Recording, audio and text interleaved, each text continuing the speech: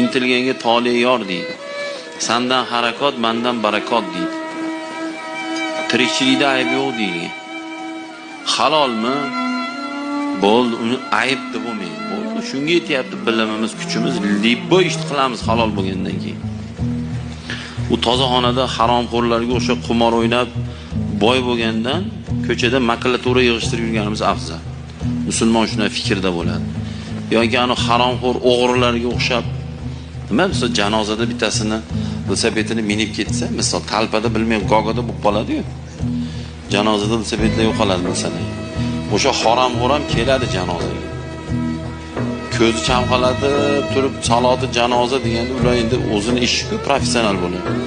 Shunday bitta hojdadani velosipedni minib ketdi. Germanskiy bo'lsa $500. 10 minut. Shunday bitta bosadi, bitta rangni o'zgartiradi, ochiq sotib $500.